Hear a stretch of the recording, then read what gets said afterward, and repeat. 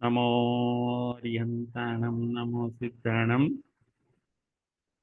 नमो आयर्याणं नमो वच्छायाणं नमो लोये सभसाहुणं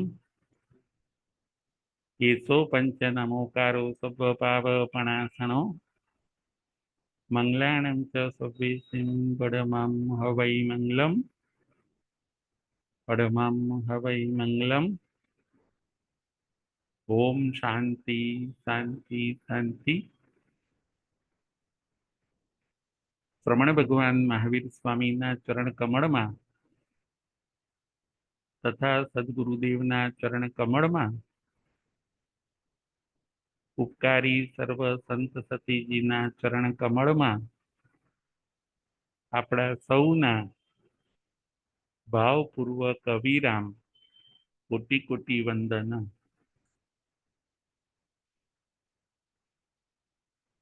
જય જિનેન્દ્ર। તારીખ 1/7/24 ધર્મકથાનું યોગ વાંચણી નંબર 27। આજની આપણી વાંચણીનો વિષય છે ભગવાન મહાવીર સ્વામીના 27 ભવ ભાગ 3। ભગવાન મહાવીર સ્વામીના 27 ભવ ભાગ 3।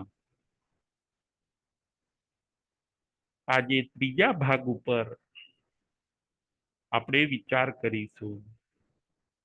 ભગવાન મહાવીર સ્વામીના 27 ભવ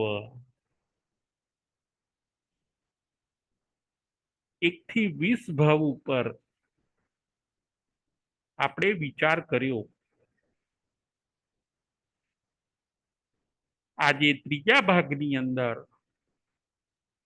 21 થી 27 ભવ ઉપર આપણે વિચાર કરવાનો છે। 24માં તીર્થંકર શ્રમણ ભગવાન મહાવીર સ્વામી જેનું અત્યારે શાસન ચાલે છે, જેમણે સ્થાપેલું ધર્મતીર્થ આજે પણ વિદ્યમાન છે।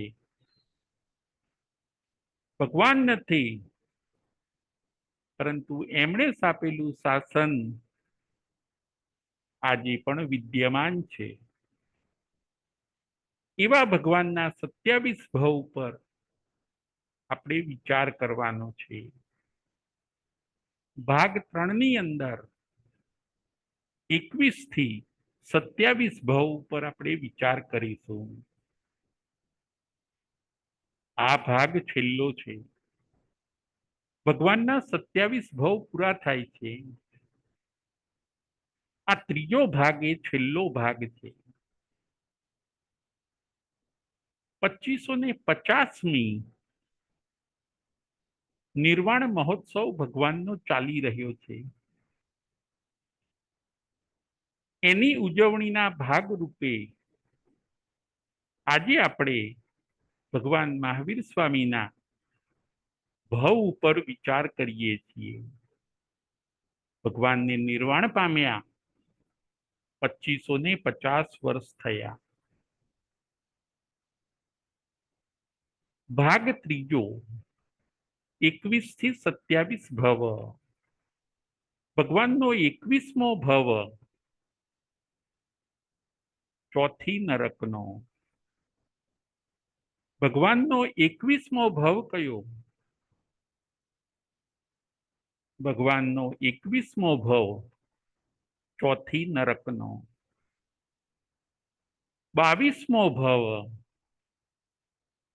વિમલ વાહન રાજાનો।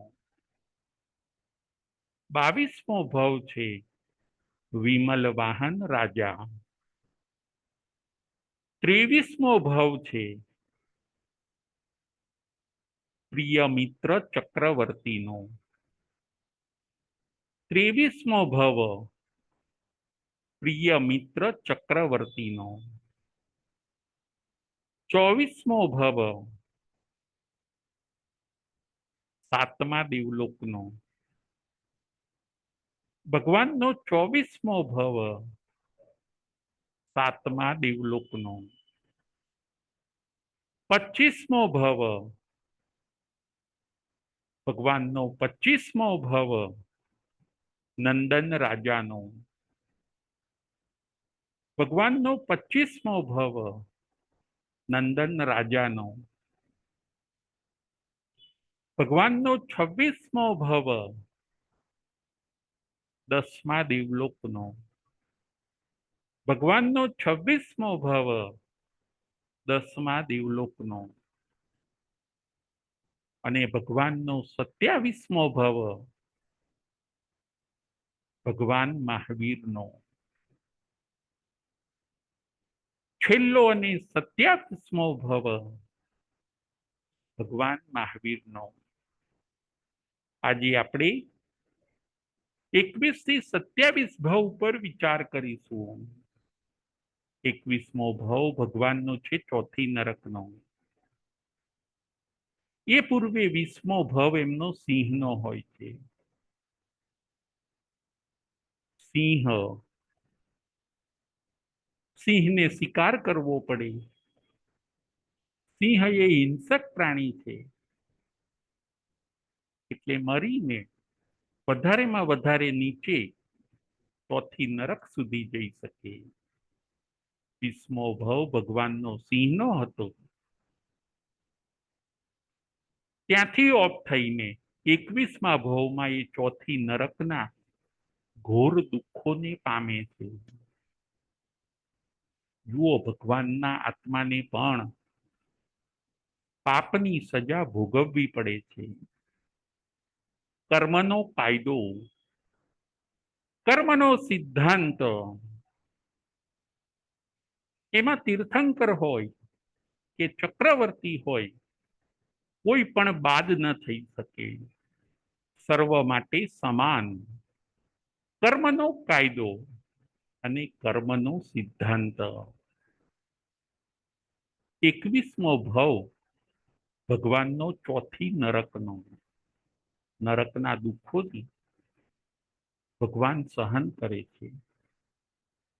નરકના દુઃખોને ભગવાન વેઠે છે. નરકના દુઃખોને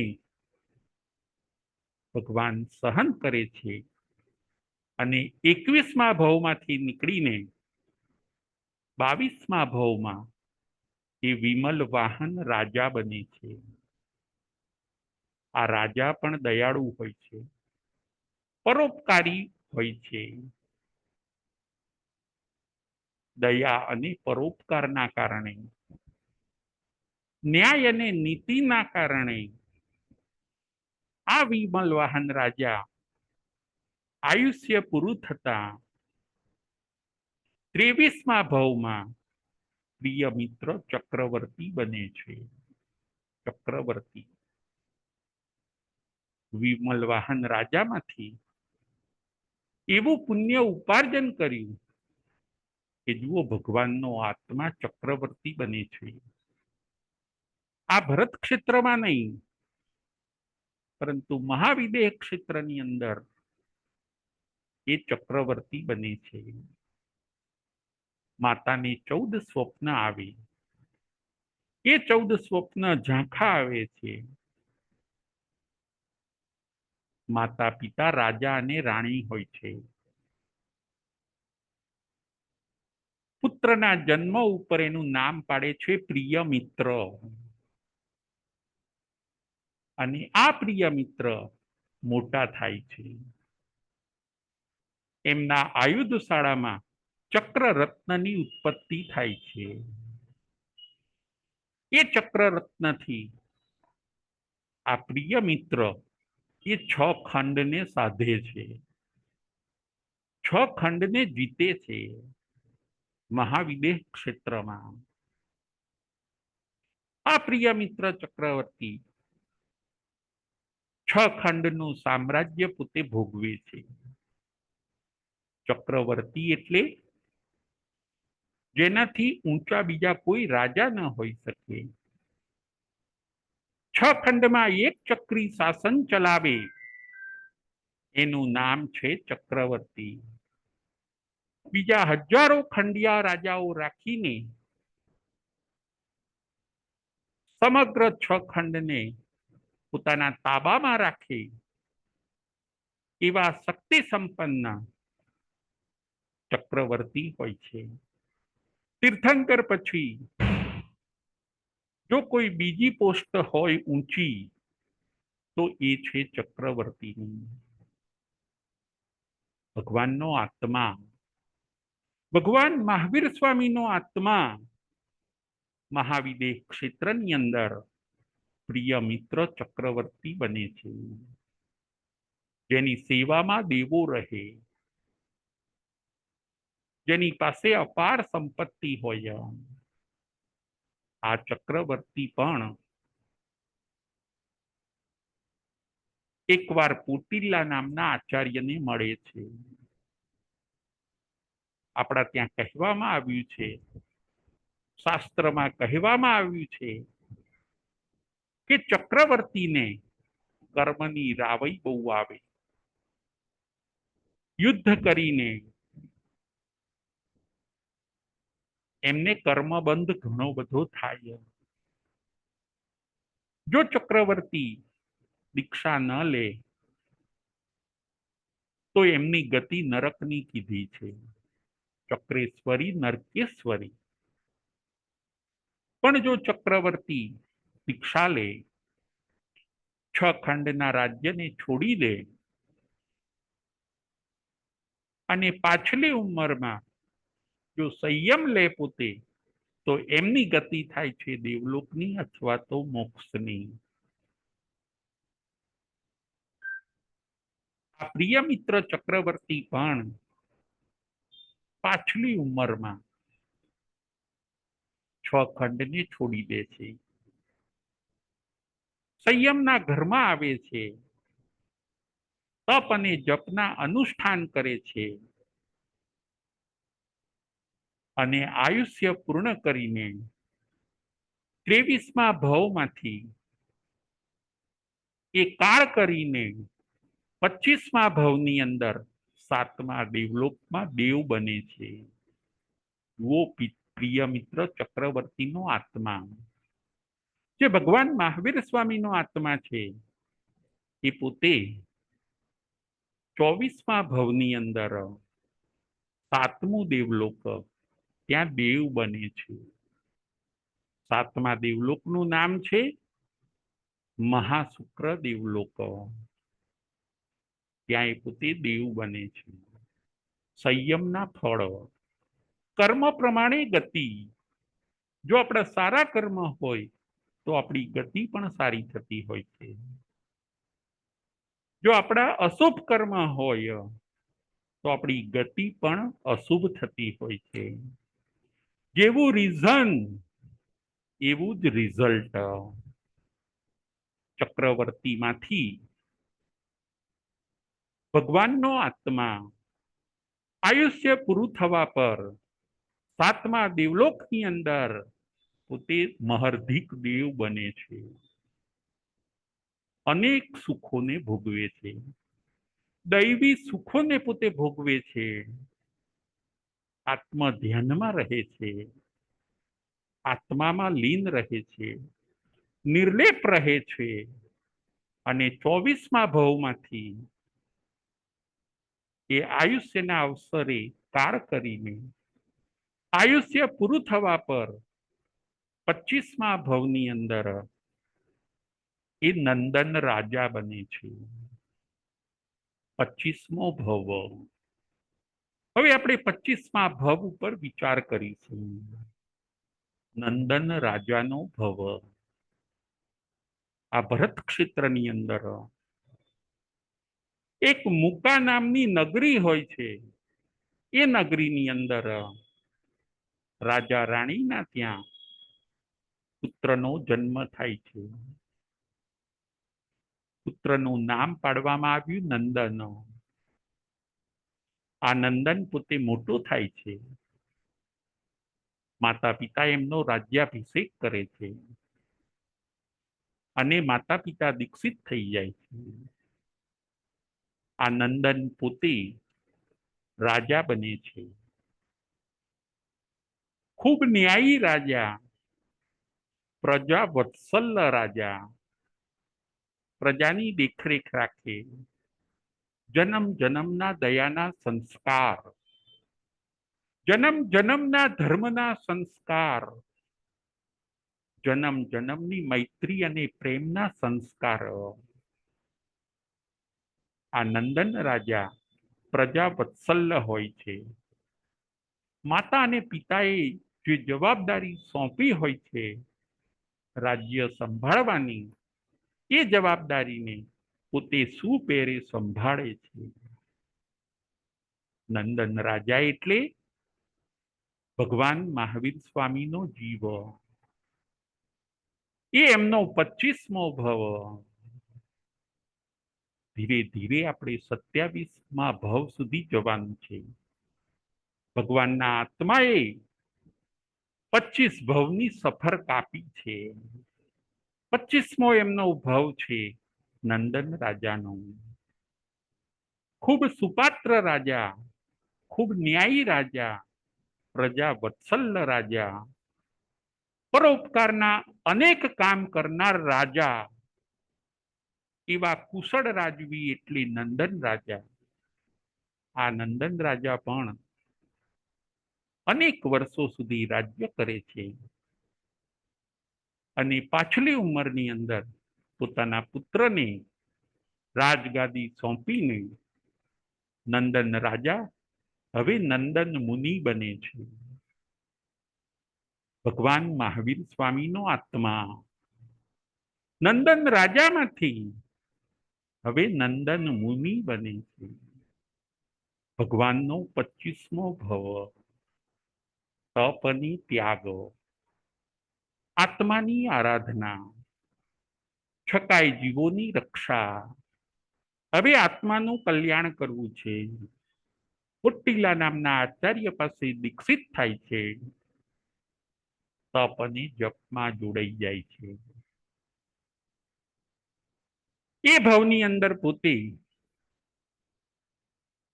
નંદન મુનિના ભવની અંદર પોતે 11,00,000 અને 60,000 માસ ખમણ કરે છે. ફરીથી નંદન મુનિના ભવની અંદર ભગવાનનો આત્મા 11,00,000 અને 60,000 માસ ક્ષમણ કરે છે.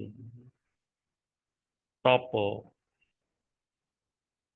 એમણે આત્માને તપમાં જોડી દીધો. એમણે આત્માને ઉપવાસમાં જોડી દીધો. એમણે આત્માને માસ ક્ષમણમાં જોડી દીધો.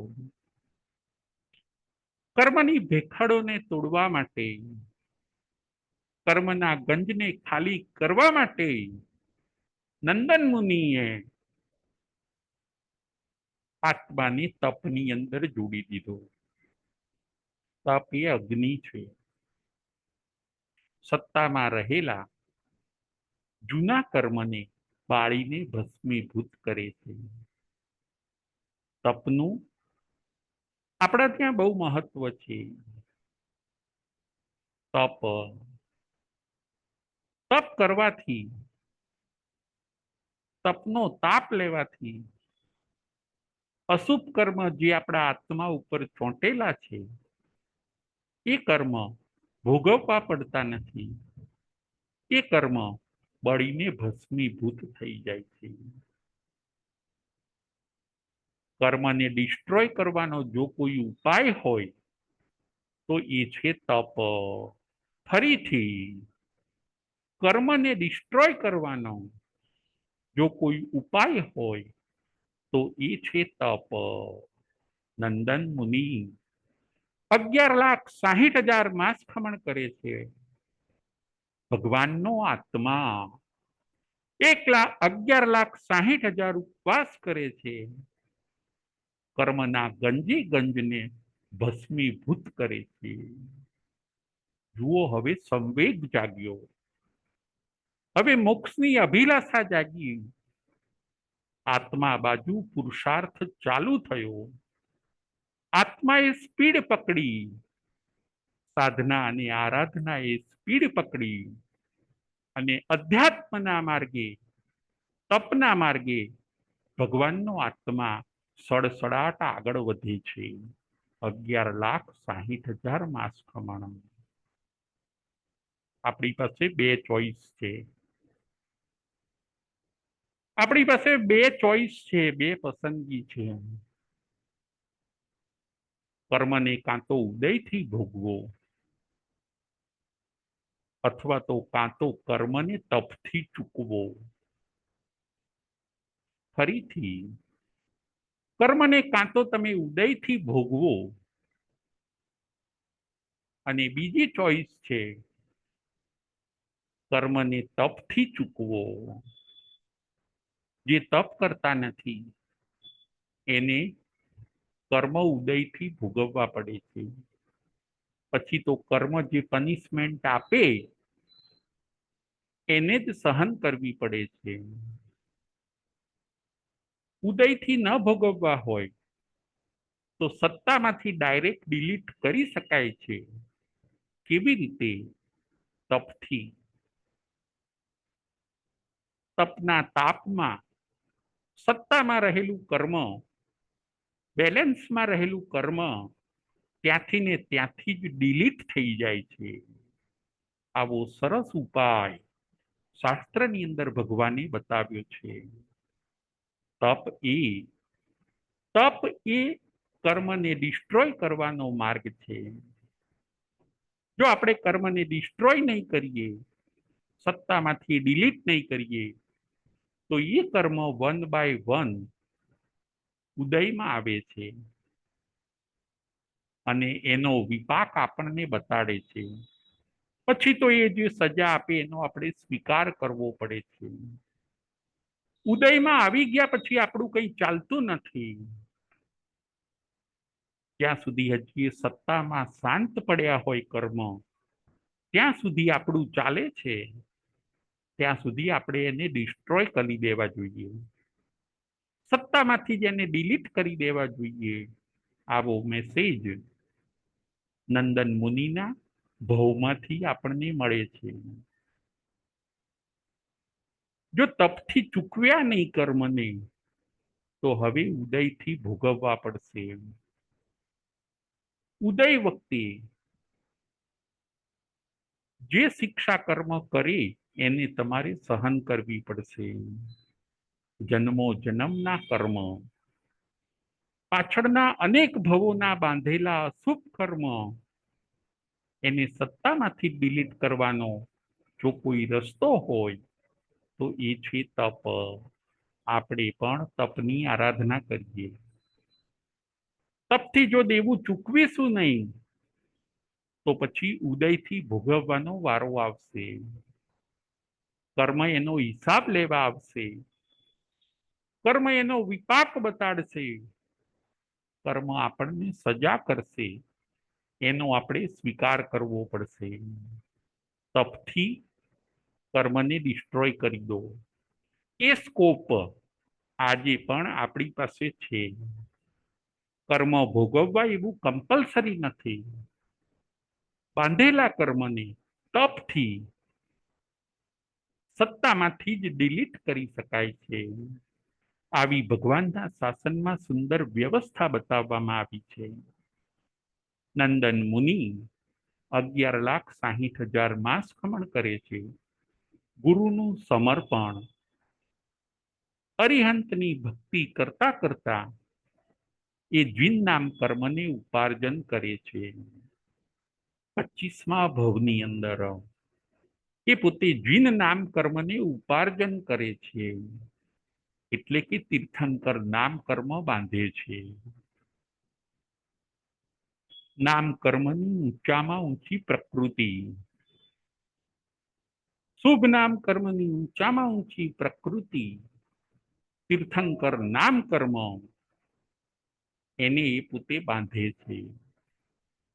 એ કર્મ નિકાચિત થયું. હવે ચોક્કસ તમે ભવિષ્યમાં તીર્થંકર બનવાના એ કર્મ પાક્કું થઈ ગયું, તીર્થંકર નામ કર્મ નિકાચ થઈ ગયું. 25મા ભાવની અંદર ભગવાને જીન નામ કર્મને બાંધ્યું. એમાં રીઝન હોય છે ઉત્કૃષ્ટ તપ, ઉત્કૃષ્ટ સમર્પણ, ઉત્કૃષ્ટ ભક્તિ અને મોક્ષાભિલાષા. 25મો ભવ. એમાં જીન નામ કર્મને ભગવાન નિકાચિત કરે છે. 3 ભવ પૂર્વે તીર્થંકર નામ કર્મ બંધાય છે. ભગવાનના કુલ 27 ભવ, એમાં 25મા ભવમાં એ પોતે જીન નામ કર્મને નિકાચિત કરે છે. ભગવાનનો આત્મા જુઓ હવે ભવિષ્યમાં તીર્થંકર બનવાનો. ભગવાન મહાવીર સ્વામીનો આત્મા 27મા ભવમાં હવે તીર્થંકર બનશે. એવી શ્રેષ્ઠ પુણ્ય પ્રકૃતિનો એમણે બંધ કર્યો. ત્યાંથી 25મા ભવમાંથી ભગવાનનો આત્મા, નંદન મુનિના ભવમાંથી ભગવાનનો આત્મા આયુષ્ય પૂરું થવા પર અનશનની આરાધના કરીને 10મા દેવલોકમાં એ પોતે દેવ બને છે. એ છે એમનો 26મો ભવ. 10મા દેવલોકમાં આ નંદન મુનિ નો આત્મા 10મા દેવલોકમાં દેવ બને છે. ત્યાંના દૈવી સુખોને ભોગવે છે, અનાસક્ત રહે છે. તપના ઘૂંટાયેલા સંસ્કાર, તૂટેલી આસક્તિ, ઓગળી ગયેલો મોહ, શાંત પ્રશાંત બનેલું મન અને ઓછા થયેલા કર્મના કારણે આત્મરમણતાની અંદર 10મા દેવલોકમાં ભગવાન સમય વ્યતીત કરે છે. એ છે એમનો 26મો ભવ. 26મો ભવ ભગવાનનો 10મા દેવલોકનો. 10મા દેવલોકનું 20 સાગરોપમનું આયુષ્ય ત્યાં પૂરું કરે છે. 20 સાગરોપમનું આયુષ્ય ત્યાં પૂરું થવા પર ભગવાનનો આત્મા આ ભરત ક્ષેત્રમાં માતા દેવાનંદા અને પિતા ઋષભદત્તના ત્યાં માતા દેવાનંદાની કુક્ષીમાં એ પોતે અવતરે છે. માતા દેવાનંદાને 14 સ્વપ્ન આવે છે. આ છે એમનો 27મો ભવ.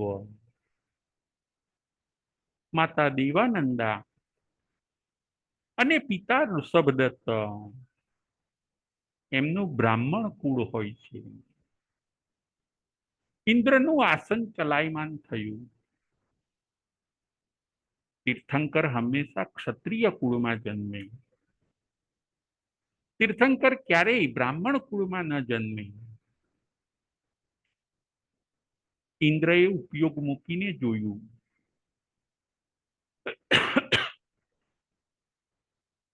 ભગવાનનો આત્મા અત્યારે બ્રાહ્મણ કુળમાં છે. આવું બને નહીં. આને અચ્છેરું ગણી શકાય. જુઓ ભગવાનનું કર્મ બાકી રહી ગયું હોય છે. એમણે જે મરીચ કુમારના ભવની અંદર જે નીચ ગોત્ર કર્મ બાંધ્યું હોય છે એ હજી ભોગવવાનું બાકી હોય છે. એ કર્મનો હિસાબ હજી કરવાનો બાકી હોય છે. 82 રાત્રિ ભગવાન મહાવીર સ્વામીનો આત્મા દેવાનંદાના ત્યાં રહે છે. ઇન્દ્ર પોતે હરિણગમીસી દેવને આજ્ઞા કરે છે કે તમે ગર્ભનું સંહરણ કરો, તમે ગર્ભને ટ્રાન્સફર કરો. જે દેવાનંદા બ્રાહ્મણના ત્યાં ગર્ભ છે 24મા તીર્થંકર ભગવાન મહાવીર સ્વામીનો, એ ગર્ભને તમે કોઈક ક્ષત્રિયના ત્યાં મૂકો. હરિણગમી સિંહ દેવ ઇન્દ્રની આજ્ઞાનું પાલન કરે છે અને માતા દેવાનંદાની કુક્ષીમાંથી ભગવાન મહાવીર સ્વામીના ગર્ભને લઈને માતા ત્રિશલા રાણીની કુક્ષીની અંદર એ ગર્ભને મૂકે છે અને માતા ત્રિશલા રાણીના ગર્ભમાં જે બાળકીનો જીવ હોય છે એ બાળકીના ગર્ભને લઈને માતા દેવાનંદાની કુક્ષીમાં મૂકે છે. ગર્ભનું ટ્રાન્સફર, ગર્ભને બદલ્યા, આને અચ્છેરું કહી શકાય. કોઈ વાર આવું બને નહીં, પણ આ બન્યું. હાર હોન બલવાન, અનંત કાળે અચ્છેરા બનતા હોય છે. અચ્છેરા એટલે આશ્ચર્ય. તીર્થંકર કોઈ દિવસ ક્ષત્રિય કુળ સિવાય ક્યાંય જન્મ ન લે. તીર્થંકરનું ગર્ભનું સંહરણ ન થાય, પણ આ ભગવાન મહાવીર સ્વામીના નસીબમાં આવું લખેલું હોય છે. એટલે એમને બબ્બે માતા અને બબ્બે પિતા મળે છે. આશ્ચર્યકારી ઘટનાઓ એને કહેવાય છે અચ્છેરું. માતા ત્રિશલાને આ બાજુ 14 સ્વપ્ન આવે છે. માતા ત્રિશલાને 14 સ્વપ્ન એકદમ સ્પષ્ટ આવે છે. સિદ્ધાર્થ રાજાને વાત કરી, નિમિત્તકોને બોલાવ્યા. કોઈક ઊંચો આત્મા, કોઈ તીર્થંકર કે ચક્રવર્તીનો આત્મા આપણા ત્યાં આવ્યો લાગે છે. પિતા સિદ્ધાર્થ અને માતા ત્રિશલા ભગવાનના ગર્ભનું સરસ વહન કરે છે. ભગવાન મહાવીર સ્વામી એમનો આ 27મા ભવની આપણે વાત કરીએ છીએ. દેવી એમને ત્રિશલા માતાના ગર્ભમાં મૂક્યા. તીર્થંકર ભગવાન માતાના ગર્ભમાં આવે ત્યારથી એમને 3 જ્ઞાન હોય છે: મતિ જ્ઞાન, શ્રુત જ્ઞાન અને અવધિ જ્ઞાન. આ બાજુ ભગવાન મહાવીર સ્વામીનો આત્મા ગર્ભમાં હોય છે, માતાના ગર્ભમાં હોય છે. ગર્ભમાં રહ્યા રહ્યા એ વિચાર કરે છે કે હું હલનચલન કરીશ તો માતાને તકલીફ થશે. ફરીથી ભગવાન મહાવીર સ્વામી ગર્ભમાં રહ્યા રહ્યા એમનો આત્મા વિચારે છે કે હું જો ગર્ભમાં હલનચલન કરીશ તો મારી માતાને દુઃખ થશે, મારી માતાને પીડા થશે. માતા પ્રત્યેની લાગણી, માતા પ્રત્યેનો પ્રેમ, હલનચલન ભગવાન બંધ કરે છે. ગર્ભમાં હલનચલન કરતા નથી. આ બાજુ માતા ત્રિશલાને ડાઉટ થાય છે કે મારા ગર્ભને શું થયું, એ જીવિત છે કે નહીં? હમણાં સુધી હલનચલન થતું હતું, હવે હલનચલન કેમ બંધ થઈ ગયું? મારા ઉત્તમ ગર્ભનું થયું શું? હલનચલન કેમ બંધ થઈ ગયું? માતા ત્રિશલા શોકમગ્ન બન્યા. માતા ત્રિશલા રડે છે. આભૂષણો કાઢી કાઢીને ફેંકી દે છે. ખાવું નથી, પીવું નથી. મારો ગર્ભ હલતો કેમ નથી? મારો ગર્ભ કે જીવિત હશે કે નહીં? એમ વિચારીને અંતેપુર આખું શોકમગ્ન છે. બધા ઉપાયોને ઉપચારો કરવામાં આવે છે. આખું અંતેપુર ચિંતાતુર બની ગયું. ગર્ભમાં રહ્યા રહ્યા ઉપયોગ મૂકીને ભગવાન મહાવીર સ્વામી નો આત્મા જુએ છે કે લાય હું જોવું મારી માતાની કેવી મનસ્થિતિ છે, એ આનંદમાં છે કે નહીં? ગર્ભમાં રહ્યા રહ્યા ભગવાન મહાવીર સ્વામી ઉપયોગ મૂકે છે અને માતાના મનને નિહાળે છે. આખી પરિસ્થિતિ કંઈક જુદી જ લાગી. માતા તો રડે છે, માતા આક્રંદન કરે છે, ખાતા નથી, પીતા નથી. માતાના મનના ભાવ ગર્ભમાં રહ્યા રહ્યા ભગવાન જાણી લે છે કે હું માતાને સારું કરવા ગયો, પણ માતા તો ચિંતામાં આવી ગયા. માતા ખાતા નથી, પીતા નથી. આ બાજુ હવે માતાને ખુશ કરવા માટે, માતાને પાછા વિશ્વાસમાં લાવવા માટે ભગવાન ગર્ભમાં હલનચલન ચાલુ કરે છે. આ હલનચલન થતા માતા ત્રિશલા પાછા રાજી રાજી થઈ ગયા. ભગવાને ગર્ભમાં હલનચલન ચાલુ કર્યું. માતા ત્રિશલા આનંદ વિભોર બની ગયા કે હવે મને કોઈ ચિંતાનું કારણ નથી. મારો ગર્ભ જીવિત છે. માતા ત્રિશલા આનંદિત થઈ ગયા. ભગવાન પાછો ઉપયોગ મૂકીને જુએ છે. માતા હવે રાજીના રેડ થઈ ગયા છે. એ જ સમયે ભગવાન મહાવીર સ્વામીનો આત્મા પ્રતિજ્ઞા કરે છે. ગર્ભમાં જ રહ્યા રહ્યા ભગવાન મહાવીર સ્વામીનો આત્મા પ્રતિજ્ઞા કરે છે કે મારી માતાને કેવી લાગણી છે મારા ઉપર. હજી મારું મોઢું પણ જોયું નથી, છતાં પણ મારા ઉપર કેવી લાગણી છે. જ્યાં સુધી મારા માતા પિતા જીવિત હશે ત્યાં સુધી હું એમની સેવા કરીશ, અને એ લોકો દેવલોકમાં જશે પછી જ હું દીક્ષા લઈશ. આવી પ્રતિજ્ઞા ભગવાન મહાવીર સ્વામીનો આત્મા ગર્ભમાં જ કરે છે.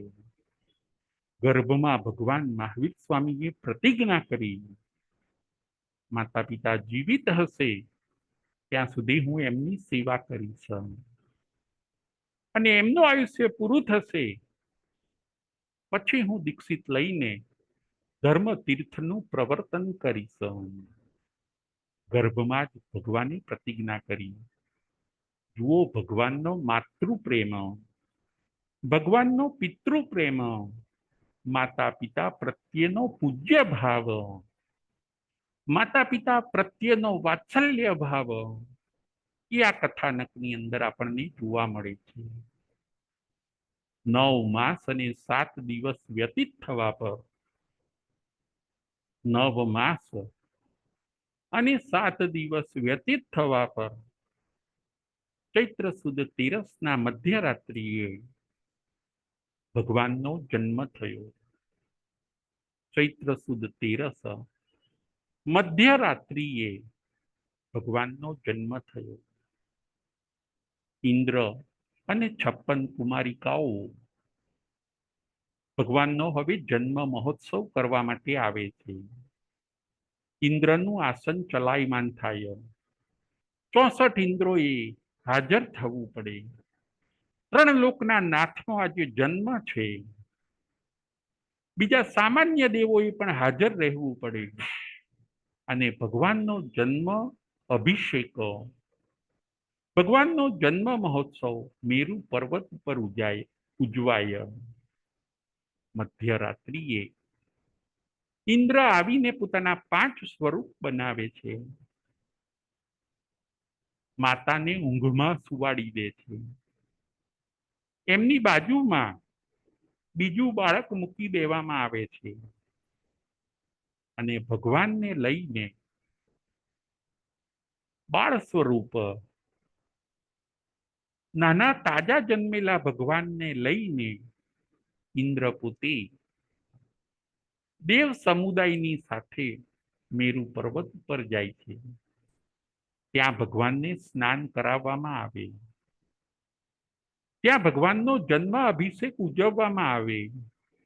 ઇન્દ્ર પોતાના ખોળાની અંદર નાના જન્મેલા ભગવાનને રાખે છે.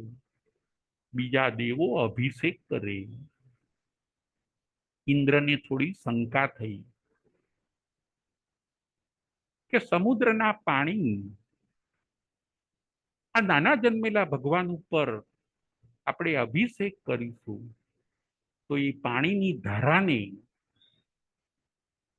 આ નાના જન્મેલા ભગવાન કેવી રીતે સહન કરી શકશે?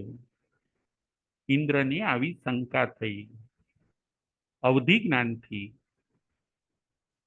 ઇન્દ્રની શંકાને દૂર કરવા માટે ભગવાન મહાવીર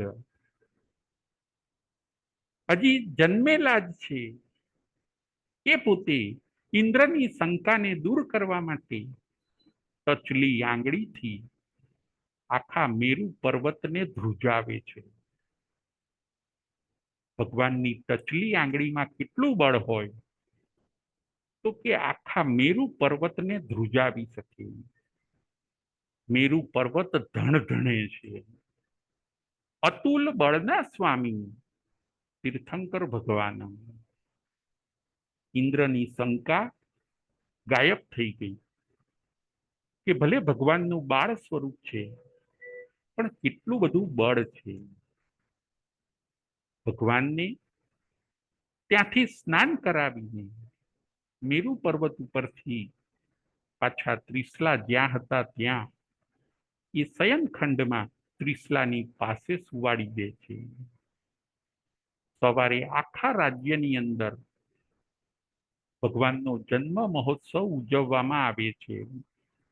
રાજા સિદ્ધાર્થ નિમિત્તજ્ઞોને બોલાવે છે અને ભગવાનનો જન્મ મહોત્સવ ઉજવે છે.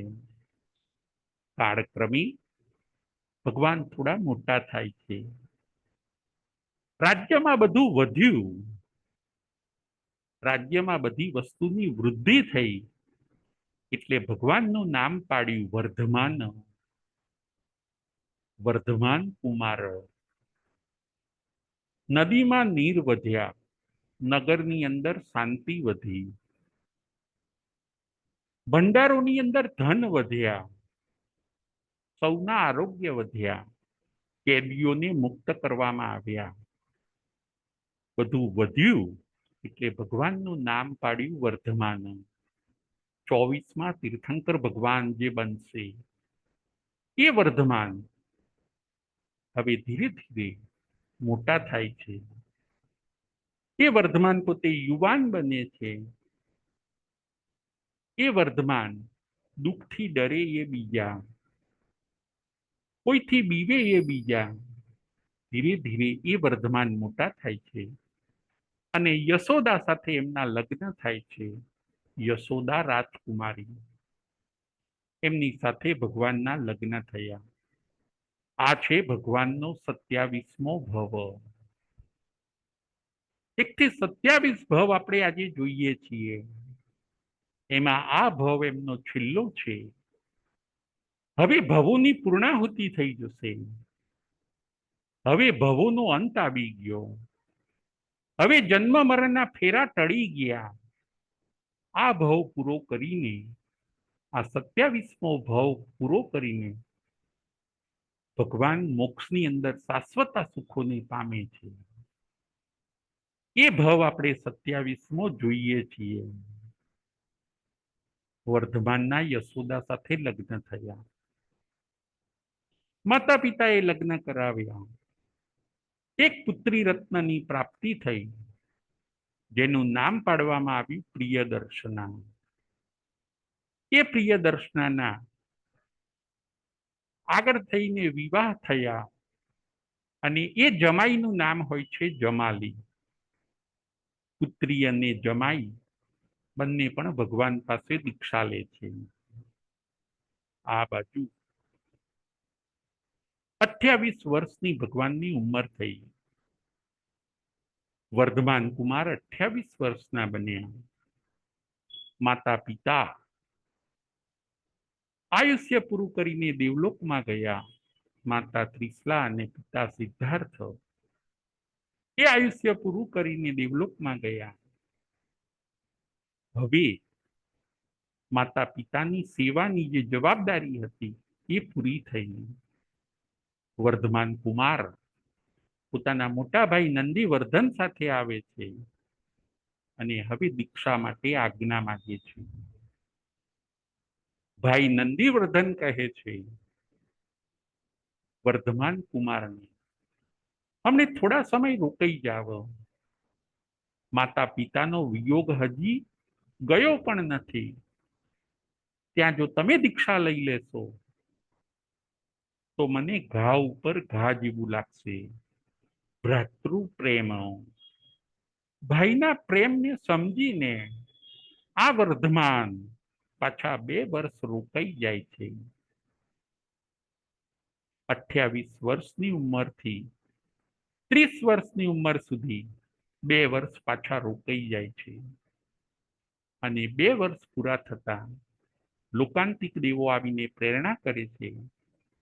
ભગવાન 1 વર્ષ સુધી વર્ષીદાન આપે છે. વર્ધમાન કુમાર હવે 1 વર્ષ સુધી વર્ષીદાન આપે છે. અને એ વર્ષીદાન આપ્યા પછી 30 વર્ષ પૂરા થતા ભગવાન દીક્ષા લે છે. એમનો દીક્ષા કલ્યાણક મહોત્સવ ઉજવાય છે. એમાં પણ દેવોની હાજરી હોય. ભગવાનના 5 કલ્યાણકોમાં દેવોની ઉપસ્થિતિ હોય, ઇન્દ્રોની ઉપસ્થિતિ હોય, રાજાઓ મહારાજાઓ અને મનુષ્યની હાજરી હોય. ભગવાન પોતાના મિશનમાં આગળ વધે છે. યશોદા અને પુત્રી પ્રિયદર્શનાને છોડીને 30 વર્ષ પૂરા થતા ભગવાન વર્ધમાન, આ વર્ધમાન કુમાર એ પોતે દીક્ષિત થાય છે. તીર્થંકર સ્વયં દીક્ષિત થાય. એ જાતે જ પંચમુષ્ટિ લોચ કરે. તીર્થંકરને કોઈ ગુરુ ન હોય. નમો સિદ્ધાનમ કહીને કરેમી ભંતેનો પાઠ બોલે. એકાકી વિચરે, એકલા વિહાર કરીને જાય. જેમ સિંહ એકલો વિચરે એવી રીતે તીર્થંકર ભગવાન પણ દીક્ષિત થઈને વન વગડાની વાટે એકલા નીકળી જાય છે. ઘોર તપ કરવા માટે અને કેવળ જ્ઞાનને પ્રાપ્ત કરવા માટે. ભાઈ નંદીવર્ધન, પત્ની યશોદા, પુત્રી પ્રિયદર્શના, સ્વજન પરિજન, કુટુંબ કબીલો, રાજપાટ વૈભવને છોડીને આ વર્ધમાન કુમાર એ પોતે દીક્ષિત થાય છે. અને દીક્ષિત થતાની સાથે જ એમને ચોથું મનઃપર્યવ જ્ઞાન પ્રાપ્ત થાય છે. ત્યાંથી ભગવાન આગળ વધે છે. વન વગડાની વાટ પકડે છે. ક્યારેક જંગલમાં, તો ક્યારેક શહેરની બહાર, ક્યારેક નગરમાં, તો ક્યારેક ગામડામાં, ક્યારેક સૂના મકાનોમાં, તો ક્યારેક ગુફાઓની પાસે, ક્યારેક નિર્જન વનમાં, તો ક્યારેક ઝાડની નીચે, ક્યારેક નદી કિનારે, તો ક્યારેક સમુદ્રના તટે ભગવાન વર્ધમાન, વર્ધમાન કુમાર જે દીક્ષિત થયા છે એ પોતે વિહાર ચાલુ કરે છે. 12.5 વર્ષ ઘોર સાધના આરાધના કરે છે. દિવસ અને રાત જોયા વગર ઉપવાસ, ધ્યાન અને મૌન. 12.5 વર્ષ લાગ લગાટ ઉપવાસ, મૌન અને ધ્યાન. 12.5 વર્ષની અંદર એ ચંડ કૌશિકને પણ મળે છે, ચંદન બાળાને પણ મળે છે, એમનો ઉદ્ધાર કરે છે. એકવાર અનાર્ય દેશમાં પણ કર્મ ખપાવવા માટે જાય છે વર્ધમાન કુમાર. અને આ બાજુ 12.5 વર્ષ પૂરા થતા રુજુવાલિકા નદીના કિનારે વર્ધમાન કુમારને ભગવાન મહાવીરને કેવળ જ્ઞાન અને કેવળ દર્શનની પ્રાપ્તિ થાય છે. જુઓ, લક્ષ્ય સિદ્ધ થયું. જે જ્ઞાન મેળવવું હતું એ મળી ગયું. સાધ્યની સિદ્ધિ થઈ. જેના માટે સાધના કરતા હતા એ સાધના આજે સાકાર બની અને ભગવાન કેવળ જ્ઞાન અને કેવળ દર્શનના ધારક બન્યા. કેવળ જ્ઞાન કલ્યાણક ઉજવવા માટે દેવો આવી ગયા. સમવસરણની રચના કરી. રુજુવાલિકા નદીના કિનારે ભગવાને દેશના આપી. એ દેશના ભગવાનની નિષ્ફળ ગઈ, કેમ કે ત્યારે મનુષ્યની હાજરી ન હતી, ખાલી દેવદેવી હતા. એટલે ત્યારે તીર્થની સ્થાપના ન થઈ. ત્યાંથી વિહાર કરીને ભગવાન નગરની પાસે આવ્યા. ફરી પાછી ભગવાન દેવોએ ત્યાં સમવસરણની રચના કરી. મનુષ્યો પણ સાંભળવા માટે આવ્યા અને ત્યાં બીજી દેશનાની અંદર ભગવાન મહાવીર સ્વામીએ તીર્થની સ્થાપના કરી અને જે એમનું તીર્થંકર નામકર્મ હોય છે એને એમણે સાર્થક કર્યું. તીર્થ એટલે સાધુ સાધ્વીજી, શ્રાવક અને શ્રાવિકા, આ ચતુર્વિધ સંઘની સ્થાપના કરવી એને કહેવાય છે તીર્થ. ત્યારે ભગવાનની ઉંમર હોય છે 42.5 વર્ષ. 42.5 વર્ષની ઉંમરે ભગવાને તીર્થની સ્થાપના કરી. હવે તપ અને ધ્યાન મૌન કરવાનું નથી. કેવળ જ્ઞાન થયા પછી ભગવાન વિહાર કરે, એક નગરમાંથી બીજા નગરમાં, બધી જગ્યાએ વ્યાખ્યાન આપે અને અનેક જીવોને તારે. હવે એ પોતે મૌન ન રહે, કારણ કે કેવળ જ્ઞાન થયા પછી તીર્થંકર જીવોને ઉપદેશ આપે છે. લક્ષ્ય સિદ્ધ થઈ ગયું, બસ હવે બીજા જીવોને તારવાના. તીર્થંકર નામકર્મ બાંધ્યું છે એને ભોગવવાનું અને જીવોને ઉપદેશ આપવાનો. 42 વર્ષથી આ મિશન ચાલુ થયું. 72 વર્ષ સુધી એ પોતે કેવલીપણે વિચર્યા. 42 થી 72, 30 વર્ષ એમના કેવલી પર્યાયના. શ્રેણિક રાજા જેવા રાજાઓ મળ્યા. અર્જુન માળીની દીક્ષા કરી. સુલસા શ્રાવિકા, એમને 11 ગણધરો મળવા આવ્યા. 11 બ્રાહ્મણો એમને મળવા આવ્યા. એ 11 બ્રાહ્મણો એમના 11 ગણધર બન્યા. એ 11 બ્રાહ્મણોની શંકાને એમણે દૂર કરી અને એ 11 બ્રાહ્મણો એમના ગણધર બની છે. અનેક જીવોને એમણે તાર્યા. એક નગરમાંથી બીજા નગરમાં, બીજા નગરમાંથી ત્રીજા નગરમાં ભગવાન અહિંસાનો ઉપદેશ આપે, ભગવાન અનેકાંતનો ઉપદેશ આપે, ભગવાન અપરિગ્રહનો ઉપદેશ આપે. બધી જગ્યાએ, ઘણી જગ્યાએ દેવો સમવસરણની રચના કરે અને ધર્મ તીર્થને આ ભરત ક્ષેત્રની અંદર આ 24મા તીર્થંકર મહાવીર સ્વામી પ્રવર્તાવે છે. એમનું નામ હોય છે વર્ધમાન કુમાર. પરંતુ ઘણું દુઃખ પડવા છતાં પણ એમણે જે સહન કર્યું, પછી આ વીર નહીં પણ મહાવીર છે એવું નામ એમને દેવો આપે છે. માટે ભગવાનના 2 નામ પડ્યા, એક તો વર્ધમાન અને બીજું છે મહાવીર. આ મહાવીર સ્વામી છદ્મસ્ત અવસ્થામાં 12 ચાતુર્માસ કરે છે અને કેવલી પર્યાયમાં 30 ચાતુર્માસ કરે છે. ફરીથી આ મહાવીર સ્વામી છદ્મસ્ત અવસ્થામાં 12 ચાતુર્માસ કરે છે અને કેવલી પર્યાયમાં 30 ચાતુર્માસ કરે છે. દીક્ષા લઈને ભગવાન મહાવીર સ્વામીએ કુલ 42 ચાતુર્માસ કર્યા. એ 42 ચાતુર્માસમાંથી 14 ચાતુર્માસ તો એમણે રાજગૃહીમાં કર્યા. વારાફરતી 14 ચાતુર્માસ એમણે રાજગૃહીમાં કર્યા. રાજગૃહીની ભક્તિ એવી હોય છે. અનેક જીવોને તાર્યા.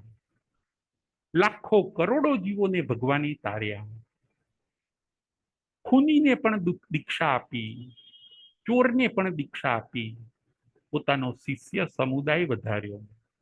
ભગવાનની પાસે 14,000 સાધુઓ થયા, 36,000 સાધ્વીજીઓ થયા, 1,59,000 શ્રાવકો થયા અને 3,18,000 શ્રાવિકાઓ થયા. ભગવાનના અધિષ્ઠાયક દેવ હોય છે માતંગ યક્ષ, અને એમના અધિષ્ઠાયિકા દેવી હોય છે સિદ્ધાયિકા દેવી. આ જીવન છે ભગવાન મહાવીર સ્વામીનું. સમગ્ર જગ્યાએ ધર્મ તીર્થનું પ્રવર્તન કર્યું. આખા ભરત ક્ષેત્રને એમણે શોભાવ્યું, દીપાવ્યું. નાસ્તિકોને આસ્તિક કર્યા, મિથ્યાત્વીઓને સંકેતી કર્યા, અને જે દુરાચારમાં હતા એમને સદાચારમાં લાવ્યા. ધર્મ તીર્થની એવી સ્થાપના કરી કે આજે પણ એમનું શાસન જયવંતું છે.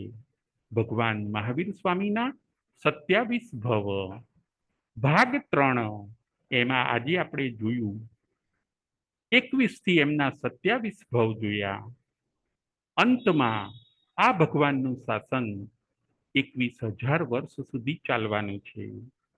ભગવાન નિર્વાણ પામ્યા 72મા વર્ષે પાવાપુરી નગરીની અંદર આસોવદી અમાસના દિવાળીના દિવસે મધ્યરાત્રિએ ભગવાનનો આત્મા અઘાતી 4 કર્મનો પણ ક્ષય કરીને મોક્ષના શાશ્વત સુખોને પામે છે. આ વાત થઈ આપણા પરમ ઉપકારી, આપણા તારક તીર્થંકર ભગવાન શ્રમણ ભગવાન મહાવીર સ્વામીની. ભગવાનનું શાસન હજી 21,000 વર્ષ સુધી ચાલવાનું છે. હજી 2550 વર્ષ થયા છે. 21,000 વર્ષ સુધી ચાલશે. એકાવતારી બનવાનો ચાન્સ આજે પણ વિદ્યમાન છે. ભગવાનના આપણે સાચા વારસદાર બનીએ.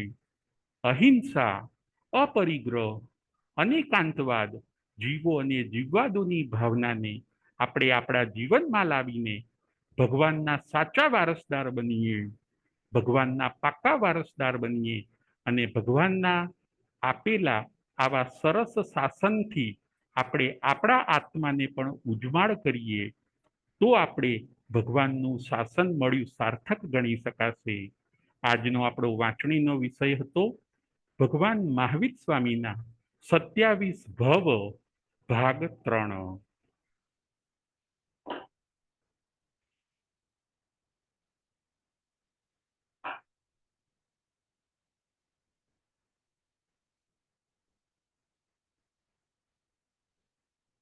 પ્રશ્નોત્તરી.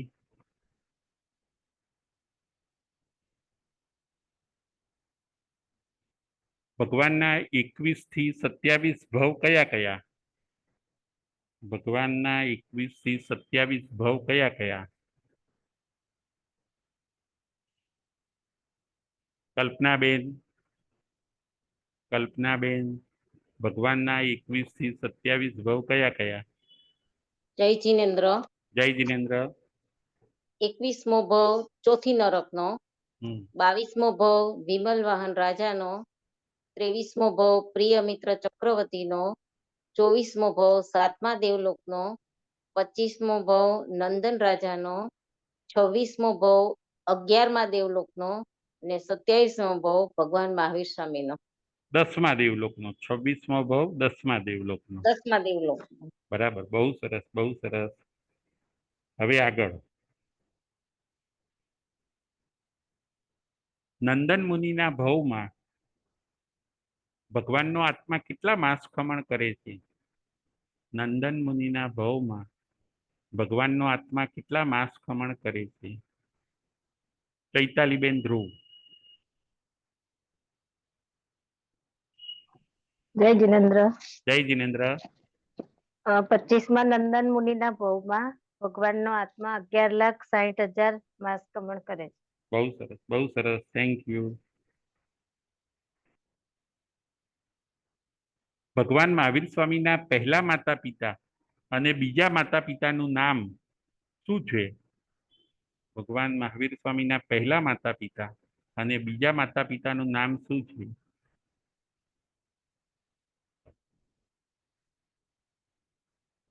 ચૈતાલીબેન. જય જિનેન્દ્ર. જય જિનેન્દ્ર. ભગવાનના પહેલા માતા પિતા દેવાનંદા માતા અને ઋષભદત્ત પિતા, અને બીજા માતા પિતામાં સિદ્ધાર્થ રાજા માતા અને ત્રિશલા રાણી માતા અને સિદ્ધાર્થ રાજા પિતા. બહુ સરસ, બહુ સરસ. હવે આગળ. ભગવાને કેટલા કુલ ચાતુર્માસ કર્યા, એમાં રાજગૃહીમાં કેટલા કર્યા? ભગવાને કુલ કેટલા ચાતુર્માસ કર્યા અને એમાં રાજગૃહીમાં કેટલા કર્યા? કલ્પનાબેન. દીનાબેન. જય જીનેન્દ્ર. જય જિનેન્દ્ર. હા, કલ્પનાબેન હા, બોલો.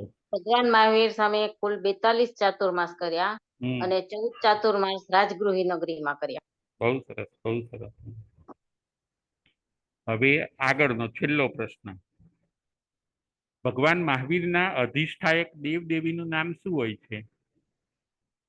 ભગવાન મહાવીર સ્વામીના અધિષ્ઠાયક દેવ દેવીનું નામ.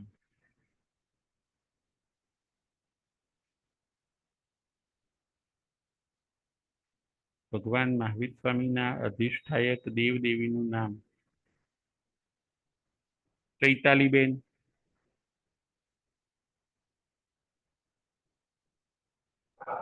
જય જિનેન્દ્ર. જય જિનેન્દ્ર. અધિષ્ઠાયક દેવીનું નામ સિદ્ધાયિકા દેવી અને દેવનું નામ ભૂલી ગઈ પાછી. માતંગ યક્ષ. હા, માતંગ યક્ષ અને સિદ્ધાયિકા દેવી. હા હા, માતંગ યક્ષ અને સિદ્ધાયિકા દેવી. હવે છેલ્લો પ્રશ્ન. ભગવાન મહાવીર સ્વામીનું શાસન કેટલા વર્ષ સુધી હજી ચાલશે? ભગવાન મહાવીર સ્વામીનું શાસન હજી કેટલા વર્ષ સુધી ચાલશે? કુલ કેટલા વર્ષ સુધી ચાલશે ભગવાન મહાવીર સ્વામીનું શાસન? છેલ્લો પ્રશ્ન. ભગવાન મહાવીર સ્વામીનું શાસન કેટલા વર્ષ સુધી ચાલશે? કલ્પનાબેન. જય જીનેન્દ્ર. જય જિનેન્દ્ર. ભગવાન મહાવીરનું શાસન હજુ 21,000 વર્ષ ચાલશે. બહુ સરસ, બહુ સરસ. Thank you. જય જિનેન્દ્ર. જય મહાવીર.